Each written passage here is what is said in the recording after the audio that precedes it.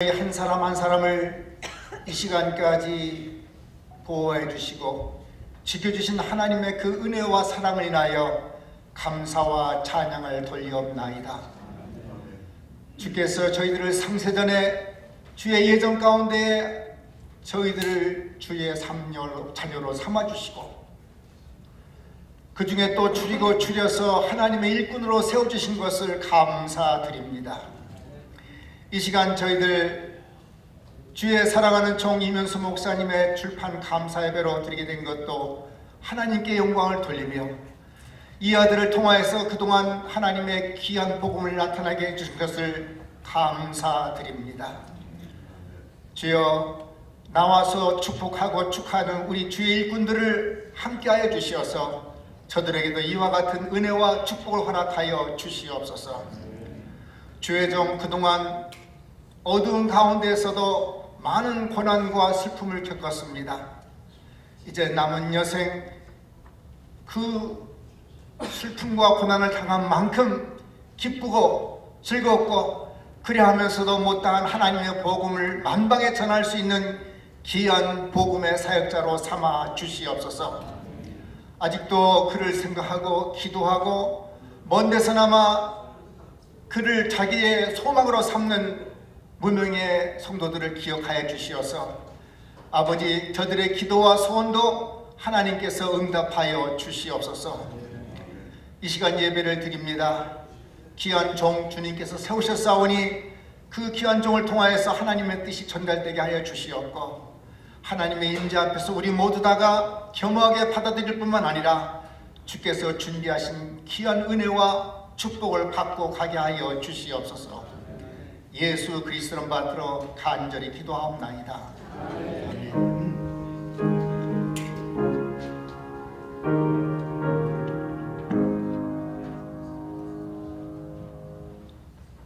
네, 오늘 출판 감사 예배 진행을 맡은 이성호 목사입니다.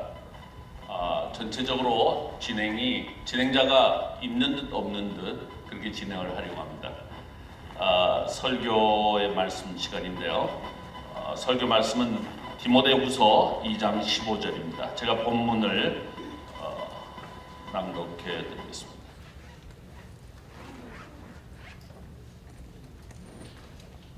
디모데후서 2장 15절입니다. 내가 진리의 말씀을 옳게 분변하며 부끄러울 것이 없는 일꾼으로 인정된 자로 자신을 하나님 앞에 드리기를 힘쓰라. 이 본문 말씀을 가지고 박희민 목사님께서 주님이 기뻐하시는 종이란 제목으로 말씀을 전하실 텐데, 박희민 목사님 많은 타이틀이 있으신데 그 중에 우리 민주성시운동본부의 명예 대표 회장님이신데요. 오늘 전체 순서가 다음 선교 대회가 있기 때문에 1시간 10분 내로 다 마치기로 계획을 하고 있습니다. 그래서 다 참작하시고 그렇게 하시리라고 생각합니다. 우리 한번 시작 부분이니까요. 박인 목사님 한번 건강을 위해서라도 우리가 한번 박수로 한번 환영 한번 드리겠습니다.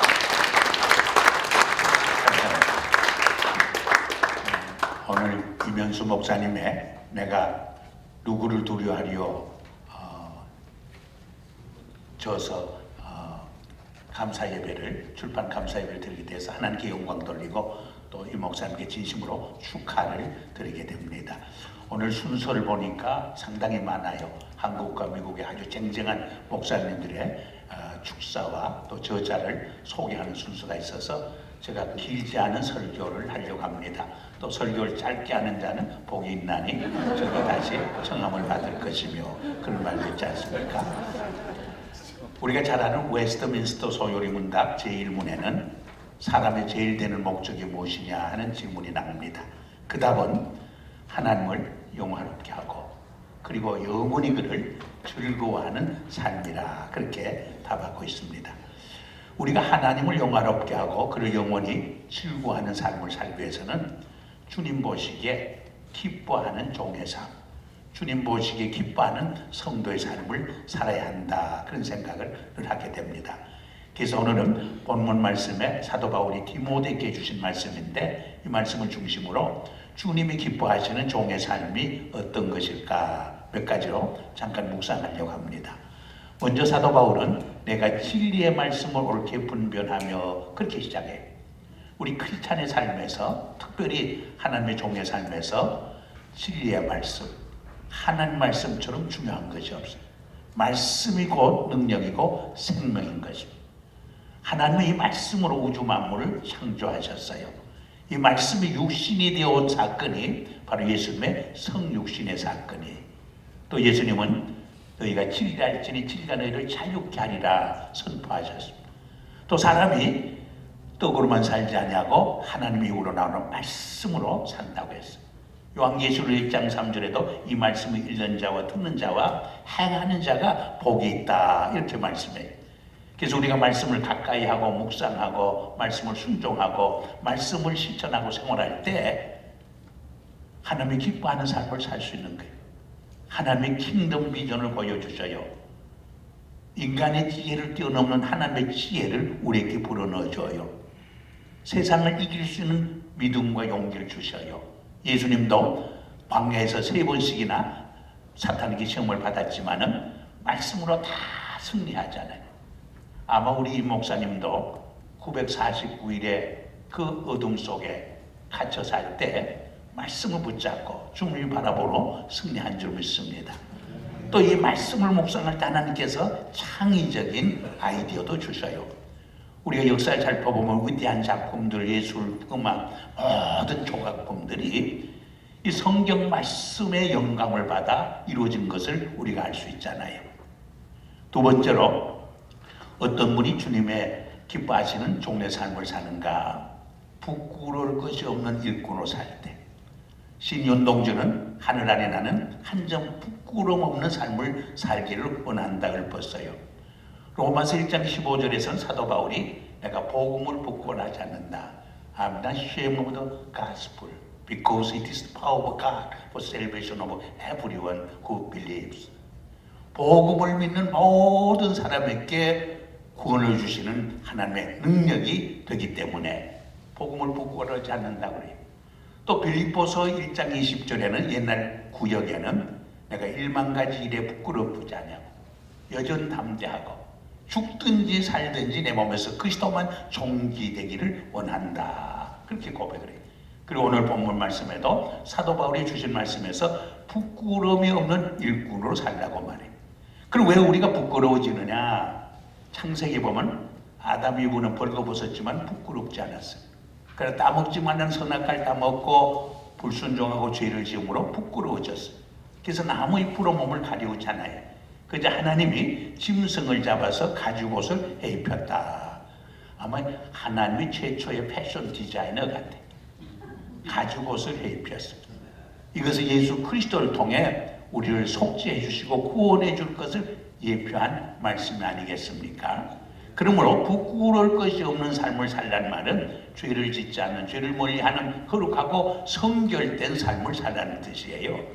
여러분, 우리 크리스찬의 영적 힘이 어디에서 나오느냐? 첫째로 말씀 묵상에서, 말씀 생활에서. 두 번째는 기도 생활에서, 기도 생활에. 세 번째는 거룩하고 성결된 삶에서 오는 거예요. 여러분, 삼손이 그렇게 힘이 장사였지만은 이 거룩한 삶, 성결된 삶을 저버릴 때 아주 무기력해서 비참한 최후를 맞는 모습을 보지 않습니까? 여러분, 이사야 5장 16절에 보면 하나님은 거룩한 하나님이라 그렇게 말해요. 내가 거룩하니 너희도 거룩하라고 말씀하고 있는 것입니다. 여러분, 우리 크리스찬의 삶은, 특별히 하나님의 종의 삶은 교회 안에서만 거룩하게 사는 삶이 아니에요. 우리의 가정과 직장과 사회 속에서도 거룩하게 사는 삶. 우리의 정치, 경제, 문화, 교육, 예술 모든 분야에서 하나님의 공의와 사랑, 하나님의 진리와 거룩함과 성결함이 실현되도록 살아가는 삶이 크리스찬의 삶이라고 저는 믿습니다. 그래서 제가 나성영락교를 섬길 때 종종 교인들과 교훈련했어요. 남편이 직장 나갈 때 아내들이 어떻게 인사했느냐? 남선교사님 안녕히 다녀오세요. 우리 직장이 선교지요. 사역장이라는 소명감을 가지고 일하면 사업이 달라져요. 사업장에서 만난 사람과의 인간관계가 달라져요. 또 남편들도 부인들에게 여성교사님도 안녕히 계세요 하고 가라 그래요. 가정이 하나님이 주신 성교지요. 사역장이라는 생각을 가지고 임할 때 살림이 달라져요. 자녀 교육이 달라지게 되는 줄 믿습니다. 세 번째로 오늘 본문에 보니까 인정된 자로 살 때 주님이 기뻐하시는 종의 삶을 살 수 있다는 거예요. 우리가 잘 아는 대로 사도행전에 보면 히브리파 과부들과 헬라파 과부들 사이에 후지의 문제로 갈등이 생겨요. 그때 사도들이 우리는 말씀 전하는 거와 기도하는 데 전무하고 이 구제하고 봉사하는 일을 7사람을 뽑아서 맡겨요. 그때 교회가 평안해지고 왕성해지는 모습을 봐요. 그러나 아무에게나 맡기잖아요. 자격 있는 사람, 첫째로 믿음 있는 사람, 성령이 충만한 사람, 세 번째로 지혜가 있는 사람, 네 번째로 칭찬 듣는 사람. 근데 이 칭찬 듣는 사람이란 뜻 속에는, 칭찬 듣기 위해서는 믿음이 있어야 하고 성령이 충만해야 하고 지혜가 있어야 한다는 것을 암시해요. 근데 이 칭찬 듣는 사람이란 말과 오늘 본문에 나타낸 인정된 자라는 말이 같은 뜻이에요. 우리가 세상 사람부터 인정받고 칭찬받을 때 하나님의 영광을 받아요. 전도문이 활짝 열리고 성교문이 활짝 열려요. 그러나 칭찬받지 못하고 인정받지 못할 때 하나님의 영광이 가려워져요. 전도와 성교문이 닫히게 되는 거예요. 근데 사실은 다른 사람에게 칭찬 듣는 것도 중요하지만은 자기 자신에게 인정받는 게 더 중요해요. 사람들은 나를 향해 박수갈채를 보내고 칭찬하지만은 내 양심이 나를 더 잘 판단하고 있는 거예요. 근데 가장 중요한 것은 하나님께 인정받는. 여러분, 세상 사람들 날 좀 오해하고 비판하고 비난해도 하나님이 너는 나의 신실한 종이야, 충성된 종이야, 진실된 종이야 인정해주면 이 인정보다 더 귀한 인정이 없어요. 세상에 두려울 것이 없어요. 순교의 길도 갈 수 있게 되는 거예요. 하나님이 나를 인정해 준다는 것이 가장 중요한 것이 아닙니까? 예수님의 공생애를 살펴보면 그가 광야에 나가서 기도한 후에 요단강에 가서 세례 요한에게 세례를 받아요. 그때 하늘에서 비둘기처럼 성령이 강림하면서 하나님 음성이 들려요. 이는 내 사랑하는 자요 나의 기뻐하는 자라. 하나님이 예수님을 나의 기뻐하는 자, 나의 사랑하는 자라고 인정해 주셔요. 이 인정이 예수님의 사역에 있어서 얼마나 중요한 의미를 갖는지 몰라요. 그가 어떻게 십자가의 길을 갈 수 있었을까? 십자가를 지고 하나님의 인류 구원의 그 위대한 구속의 역사를 완성하게 되느냐? 하나님이 인정해 준 이 인정이 예수님의 삶과 사역의 원동력이 되고 있는 것을 우리가 찾아볼 수가 있습니다. 천국의 아들들이라는 자녀들이라는 영화가 있어요. 아카데미 수상을 받아서. 제목이 기독교적인 것 같지만은 기독교 영화는 아니에요. 알리라는 아이에게는 여동생이 있었어요. 근데 하루는 어머니가 구두를 좀 수선해 오라고, 여동생이 구두를 좀 수선해 오라고 심부름 시켰는데 어머니 잊어버려. 근데 너무 가난해서 신앙결에 다시 살 수 없는 그런 가정이야. 근데 어느 날 가만히 보니까 자기 누이 동생의 구두를 신고 가는 어떤 여학생이 있어. 그 구두를 찾기 따라가요. 근데 따라가 보니까 자기들보다 더 가난한 빈민굴로 들어가요. 아버지 어머니가 다 병상에 누워 있어요. 그래서 그 구두를 포기해요. 그 아이에게 주기로 결심을 해요. 근데 하루는 길을 가는데 어린이 경주대회라는 간판이 있어요. 1등, 2등, 3등 보니까 3등에 운동화 한 켤레. 동생에게 운동화 한 켤레 다 주기 위해서 거기에 나서요. 너무 가난해서 학교 다니는데 오전 오후 반을 다니는데 신앙 켤레로 이 오빠와 누이 동생이 갈아 신으면서 학교 다니는 거예요. 3등을 향해서 달리는데 1등, 2등에는 아무 관심이 없어. 3등에만 관심이 있어. 왜? 누이 동생에게 운동화 한 켤레 다 선물로 주고 싶어서. 얼마나 열심히 뛰어서 타게 돼도 3등을 하는지 몰라.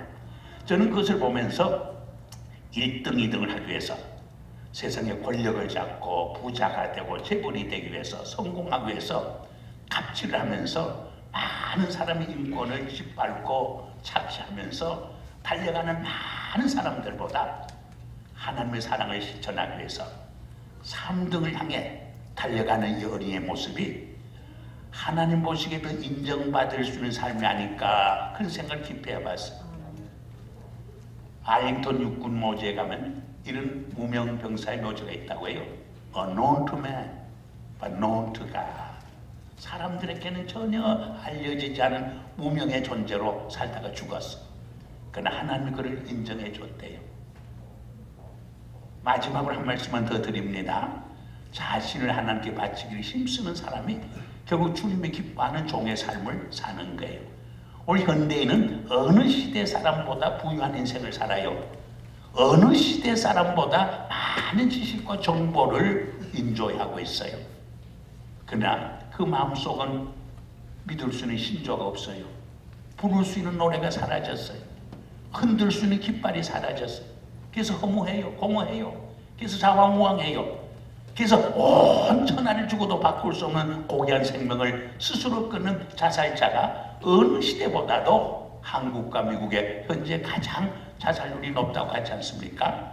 한국의 불면증 환자가 700만이 넘는데, 우울증 환자가 700만이 넘는데, 가르칠 누가 가장 행복한 사람이냐? 자기 생명을 바쳐 헌신할 수 있는 사명 있는 사람이 가장 행복한 사람이라고 말하지 않았습니까? 근데 우리 크리스찬들에게는 우리가 믿고 예배드릴 수 있는, 섬길 수 있는 하나님이 계시고, 그 하나님이 우리에게 맡겨준 복음 증거의 사명이 있다는 것이 얼마나 큰 축복이요, 특권이요, 은혜인지 알 수 없습니다. 사도 바울은 뭐라고 고백했어요? 이 복음 증거의 사명을 다하기 위해서는 목숨을 조금도 귀히 여기지 않노라. 우리 임 목사님도 정말 이 복음 증거를 위해서 일평생 달려왔어. 북한에 가서 150번 그렇게 그들을 사랑하고 섬겨줬는데 오히려 사형 선고를 받고 949일의 음유 생활을 받았어요. 이 복음 증거의 사명을 위해서 목숨까지 바치면서 달려온 길, 정말 우리가 격려하고 축복하지 않을 수가 없어요. 이야기 안 하고 제 말을 마치겠어요. 윌리엄 보델이라는 사람이 있어요. 청년이 1904년에 시카고 고등학교를 졸업해. 근데 아버지가 엄청난 재벌이야. 너는 대학 가기 전에 세계를 한번 구경하고 와서 대학을 가래. 그때는 비행기가 없는 때니까 배를 타고 세계를 일주하다 보니까 1년이 걸렸어. 세계를 일주하면서 본 것은 가난하고 굶주리고 못 배우고 병든 많은 불행한 사람을 만나면서 선교에 대한 도전과 비전을 갖고 돌아와요. 그리고 1905년에 예일대학교 입학을 해서 1학년, 2학년 때 벌써 막 기도운동을 하고 전도운동을 하는데 200명, 300명 모여서 기도운동하고 성경 공부하고 거리로 뛰쳐나가서 전도해요. 졸업반 때는 1200명이 막 모여서 기도하고 성경 공부하고 거리로 뛰쳐나가 전도했다는 기록이 나와요. 그리고 1909년에 프린스턴 신학교에 들어가서 공부를 해요. 1912년에 졸업을 하고 모술은권 선교의 비전을 가지고 애굽으로 들어가요. 애굽에 들어가서 풍토병에 걸려서 전도 한 번도 못하고 성교 하나도 못하고 세상을 떠나요. 이 소식을 들었을 때 미국 교회가 큰 충격을 받아요. 그러나 그가 세상을 떠난 후에 남겨놓고 간 보따리에서 성경책 한 권이 나와서 성경책을 펼쳐봤더니 세 마디가 기록되어 있었어요. 첫째는 no reserve, 아낌없이 다 바친다는 뜻. 두 번째 no retreat, 결코 후퇴하지 않는다는 뜻이에요. 세 번째가 더 감동적이었어요. no regret, 결코 후회하지 않는, 지금까지 자기가 살아온 삶을 결코 후회하지 않는다는 뜻이에요. 이 말이 더 많은 젊은이에게 감동과 도전을 주었어요. 그래서 수백 명의 젊은이들이 선교에 헌신하게 되고 선교사로 떠나요. 하늘의 미랄이 땅에 떨어져 죽음으로 많은 열매를 맺는 것처럼 그가 선교 하나도 못하고 세상을 떠난 것 같았지만은 오히려 그가 죽음으로 많은 젊은이들이 선교에 도전하고 선교에 헌신해서 선교의 새바람이, 그리고 그 아버지가 남겨놓은 그 엄청난 재산이 선교 위에 뒷받침을 해줘요. 여러분, 하나님의 생각과 인간의 생각이 다를 때가 많아. 우리 임 목사님도 북한에 갇힌 거 생각하면 사람의 생각과 하나님의 생각이 많이 다른 것 같아요. 하나님의 생각은 그 고통과 그 어려움을 통해서도 더 크게 역사하시는 것 같아요. 오늘 우리 이 출판 감사회를 통해서 하나님께 영광이 되고 또 우리에게도 큰 도전이 되는 축복된 시간이 되기를 주의 이름으로 축복합니다. 기도하겠습니다. 감사와 찬송과 영광을 하나님께 돌립니다. 우리 임 목사님의 저서를 출판한 감사 예배를 드립니다. 이 일을 통해서 주님 영광 받아주시고 주의 종의 앞날